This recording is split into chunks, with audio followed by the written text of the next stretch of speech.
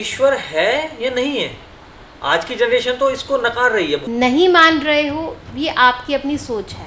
ईश्वर सर्वव्यापी नहीं है। नहीं नहीं, और हम सर्वव्यापी शुरू से ये भी सुनते हैं कि कण कण में बसा प्रभु देख रहा। ये भावना की बात है। हाँ। अगर भगवान कण कण में होते ये सब कैसे हो रहा है? ये सब मैनेजमेंट कौन कर रहा है फिर दीजिए? पर ज़रूरी तो नहीं है कि क्रिएटर सब जगह जाए।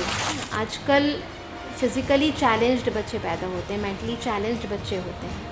कारण क्या है? तो क्या वो कर्म अवस्था पिछले जन्म से ही उसको मिली हुई बिल्कुल, है? ये कुछ ऐसा भी है कि पाठ पूजा करके ईश्वर की प्रार्थना करके कुछ माफी मिल जाए? जिसके कारण उसकी भोगना कम हो। कर्म के आधार पर हमें हमारा फल कैसे निर्धारित हो रहा है? क्योंकि ईश्वर तो यहाँ पे है ही नहीं। फिर तो वो एजेंट राज टाइप का कुछ हम मान सकते हैं ईश्वर की व्यवस्था को। ये जो बात कही गई कि ईश्वर सर्वव्यापी, वो इसीलिए बताई गई है नहीं।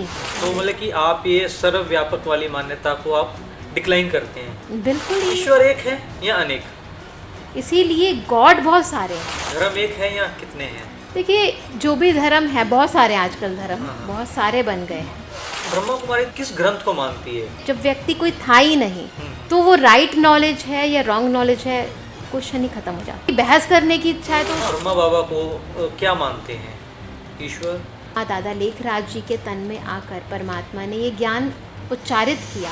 अगर हम विवाह कर लेते हैं तो क्या कोई समस्या रहेगी आध्यात्मिक यात्रा में हमें? अगर आपको ज्ञान पहले मिल गया है तो मैं यही कहूँगी कि कोशिश करें कि आप ज़्यादा विस्तार में ना जाएं। गीता में श्री कृष्ण जी भी उपदेश देते हैं कि गृहस्थ जीवन में रहकर भी आदमी कर्म योगी बन सकता अटैचमेंट जो है वो आपको दुख ही देता है। है। सभी लोग विवाह नहीं करवाएंगे तो समाज और मानव जाति के भविष्य का क्या होगा? फिलहाल तो मैं ये कहूँगी कि पॉपुलेशन बढ़ती जा रही है। मैरिज तो सभी लोग कर रहे हैं, पर निभा कौन रहा है?